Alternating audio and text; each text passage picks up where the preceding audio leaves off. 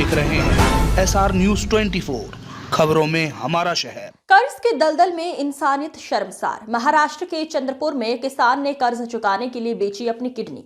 1 लाख रुपए का मूल कर्ज, ब्याज और पेनल्टी लगकर 74 लाख रुपए तक पहुंचा। राज्य सरकार और प्रशासन की व्यवस्थाओं पर गंभीर सवाल। हमारे चैनल के महाराष्ट्र राज्य के संवाददाता सारिका को चंद्रपुर से अनिल पांडे ने बताया कि महाराष्ट्र के चंद्रपुर जिले से एक ऐसी घटना सामने आई है जिसने आधुनिक समाज और प्रशासन की व्यवस्थाओं पर गंभीर सवाल खड़े कर दिए हैं। नागभीड़ तहसील के मिंथुर गांव में एक किसान को अवैध साहूकारों के कर्ज के जाल से छूटने के लिए अपनी किडनी तक बेचनी पड़ी। महज 1 लाख रुपए का मूल कर्ज, ब्याज और पेनल्टी लगकर 74 लाख रुपए तक पहुंच गया, जिसे चुकाते चुकाते किसान अपना सब कुछ गंवा बैठा। पीड़ित किसान रोशन सदाशिव कुडे के पास 4 एकड़ खेती है। खेती में घाटा होने के बाद उन्होंने डेयरी फार्मिंग, दूध का व्यवसाय शुरू करने का फैसला किया। 2021 में गाय खरीदने के लिए उन्होंने स्थानीय साहूकारों से 2 किश्तों में 50-50 हजार, कुल 1 लाख रुपए उधार लिया। लेकिन किस्मत ने साथ नहीं दिया। पहले कोरोना की मार और फिर गायों में लंपी बीमारी फैलने के कारण उनकी सभी गायें मर गईं। यहां से शुरू हुआ साहूकारों के उत्पीड़न का खौफनाक दौर। साहूकारों ने किसान पर ऐसी शर्तें थोपी जो किसी भी इंसान की कमर तोड़ दे। कर्ज समय पर ना चुकाने पर 10,000 रुपए प्रतिदिन का जुर्माना, 20 दिन का 40% तक का ब्याज वसूला गया। एक साहूकार अपना पैसा वसूलने के लिए दूसरे के पास भेजता, जिससे कर्ज का जाल बढ़ता गया। रोशन ने कर्ज चुकाने के लिए अपनी 2 एकड़ जमीन, ट्रैक्टर, 2 मोटरसाइकिलें, घर का सामान और पत्नी के गहने तक बेच दिए। रिश्तेदारों से भी मदद ली, लेकिन साहूकारों की भूख खत्म नहीं हुई। जब रोशन के पास बेचने के लिए कुछ नहीं बचा तो आरोप है कि साहूकारों ने उसे किडनी बेचने की सलाह दी।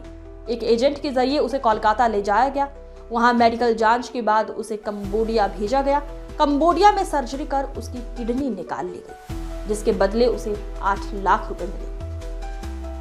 पीड़ित किसान रोशन कुडे का हमारे चैनल के संवाददाता अनिल पांडे को बताया, मुझ पर हर दिन 10,000 रुपए की पेनल्टी लगाई जाती थी। मैंने सब कुछ बेच दिया, फिर भी उन्होंने कहा कि अब किडनी बेच दो। उनकी इतनी दहशत है कि कोई शिकायत तक नहीं सुनता था। आज 4 महीने से न्याय के लिए भटक रहा हूँ। मामला सामने आने के बाद चंद्रपुर पुलिस हरकत में आई है। एसपी सुदर्शन मुमाक्का ने हमारे चैनल को बताया कि किसान की शिकायत पर पुलिस ने गहन जांच शुरू कर दी है। ब्रह्मापुरी पुलिस स्टेशन में 6 साहूकारों के खिलाफ अवैध साहूकारी अधिनियम धारा 29, 30, 31 और रंगदारी के तहत केस दर्ज किया गया है। अब तक 5 आरोपियों को गिरफ्तार कर लिया गया है। किशोर बावनकुले, मनीष घाटबंधे, लक्ष्मण उर्कुडे, प्रदीप बावनकुले, संजय बल्लारपुरे और सत्यवान बोरकर। पुलिस अधीक्षक ने स्पष्ट किया कि किडनी बेचने के आरोपों की जांच के लिए मेडिकल रिपोर्ट का इंतजार है। कंबोडिया जाने के इंतजाम किसने किए और इस अंतर्राष्ट्रीय रैकेट के पीछे कौन है, इसकी जांच एक अलग टीम कर रही है।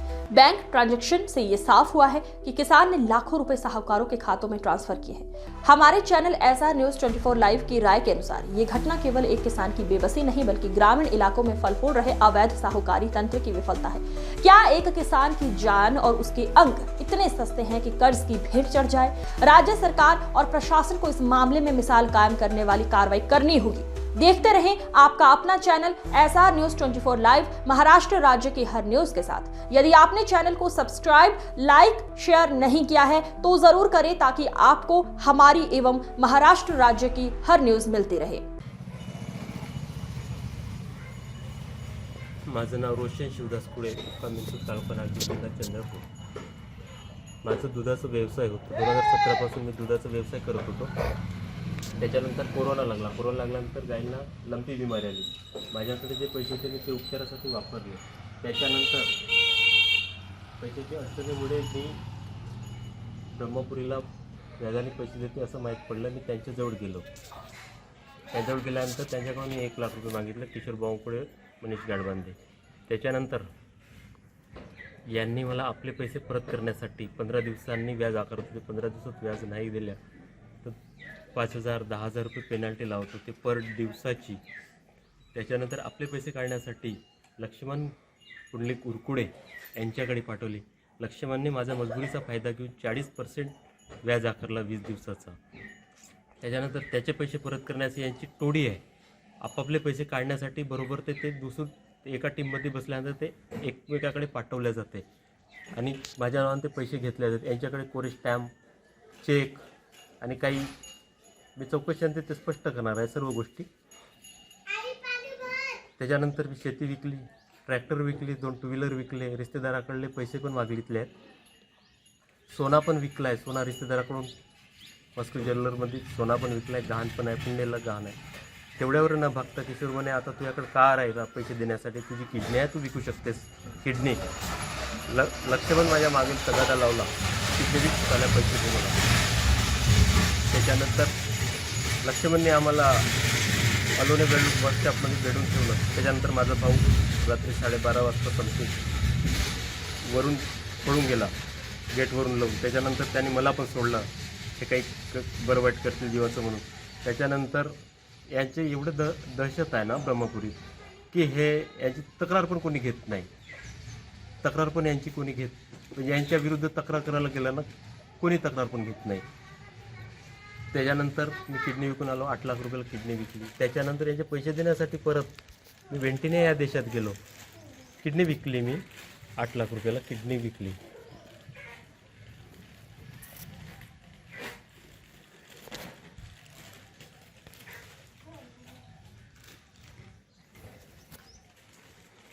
किडनी विकल्यानंतर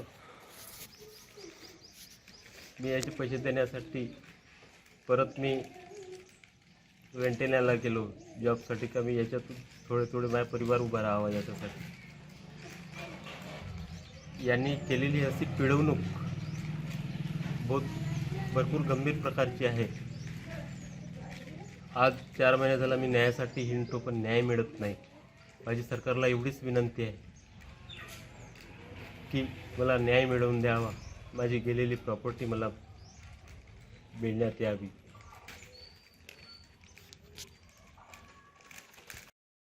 हे आहेत रोशन सिद्धाजी कुडे. यांनी सरकारकडून सावकाराकडून पैसे घेऊन व्याजानं आपली व्याजाचे पैसे परत म्हणजे कर्जाचे पैसे परत न दिल्यामुळं त्यांनी आपली किडनी काढून विकून सरकारने पैसे दिलेले आहेत. आज अशी शेतकरी मजुरावर शेतमजुरावर अशी परिस्थिती असेल तर हे जगाचं कसं? दादा, तू याच्या संदर्भात थोडं माहिती दे, काय झालं आता? त्यांच्याकडून मी जानेवारी महिन्यात पैसे उचलले होते, 1 लाख रुपये. माझा दुधाचा व्यवसाय होता. त्याच्यानंतर त्यांनी मला माझ्यावर 15 दिवसांनी व्याज आकारला. किशोर आणि मनीषचे पैसे देण्यासाठी त्यांनी मला किशोर बावनकुळे आणि मनीष गाडबांधे ब्रह्मपुरी यांचा हाच व्यवसाय आहे. त्याच्यानंतर या लोकांनी मला आपले पैसे वापस करण्यासाठी लक्ष्मण उरकुडे यांच्याकडे पाठवला. त्यांनी लक्ष्मण उरकुडेने माझ्या गरिबीचा म्हणजे माझ्या मजबुरीचा फायदा घेऊन 40% व्याज आकारला 20 दिवसाचा. त्याच्यानंतर मी कर्ज घेऊन पण यांचे परत करत होतो. त्याच्यानंतर यांनी काही चुकीच्या गोष्टी माझ्याकडून करून घेतल्या होत्या. मी ते चौकशीअंती मी स्पष्ट करणार आहे. त्याच्यानंतर एवढ्यावरच हे भागले नाही. त्याच्यानंतर किशोरबने त्याच्यानंतर लक्ष्मणचे पैसे वापस करण्यासाठी एवढा प्रेशर देत होते की आम्हाला अलोने वेल्डिंगमध्ये त्या लक्ष्मण उरकुडे यांनी बंद करून ठेवला होता दोघा भांडणं. रात्री आम्हाला पैसे आणून दे नाही तर जीवे मारण्याची धमकी दिली होती. त्याच्यानंतर माझा लहान भाऊ गेटवरून बाहेर पडाला. गेट पडाल्यानंतर हा डायरेक्ट मला पण सोडला मग नंतर, आणि हा डायरेक्ट पोलीस स्टेशनला गेला होता. केस घ्यायची नव्हती, यायचा खूप मोठे भाई म्हणून नावाजलेले आहेत ब्रह्मपुरी. आणि यांची पण चौकशी करा आणि माझी पण चौकशी करा. ही चौकशी नीट पक्षपाती झाली पाहिजे, कोणत्याही राजकीय दबावाखाली नको. त्याच्यानंतर यांचे एवढ्यावरच भागले नाही. त्याच्यानंतर मी ट्रॅक्टर विकली, 2 व्हीलर विकली, रिश्तेदाराकडून कर्ज घेतले, सोना नाणा घेतला, ते पण दिले आहेत. आज त्यांचे पण मी पुरावे देऊ शकतो. त्याच्यानंतर एवढे पण हे निर्दयी होते का म्हणे किडनी विकून टाक म्हणे, तू माझी आपली किडनी विक पण पैसे दे. तुमच्यावर शेती किती होती? 4.5 एकर. आता किती विकते? तू किती विकली? एवढी विकली. एवढी विकली? हो. आता तुमच्या सातबार आहेच नाही? नाही. हो का? तर हे बघा, या शेतकरी माणसावर जर अशा पद्धतीने सावकारी कर्ज जर घेऊन असा जर व्यवहार चालू असेल तर शेतकरी शेतमजूर जगाचं कुणाकडे बघायचं? यांच्यावर यांच्या इथे मोठ्या गायींचा गोठा होता. त्या गायी बिमार झाल्यामुळे मरून पावल्या. त्यांचा नवीन गाय घ्यायसाठी त्यांनी कर्ज घेतला होता. तर त्यांच्यामुळं व्याजाचे पैसे देण्यासाठी मी 7 गायी पण विकल्या, ते बाहेर रेकॉर्डला पण आहे. दर महिन्याला अजून एवढा त्रास होता. बाहेर कोणी पण दखल घेत होते, कारण गुन्हेगार मी होतो, मी त्याच्यापर्यंत गेलो होतो. तर यांची अशी इच्छा आहे रोशन सुंदरजी पुढे मिंतूर की यांना न्याय मिळत यावा आणि जेणेकरून यांची जे समाजामध्ये आर्थिक सामाजिक बदनामी झाली आणि ज्यांचं जे संपत्ती ते आता हे पूर्ण विकली त्यांच्याकडून यांना न्याय मिळत यावा अशी ही याचे शिवसेनेतर्फे मी शिवसेना तालुका प्रमुख नागबीड गिरीश नवगडे अशी मी सरकारला मागणी करतो.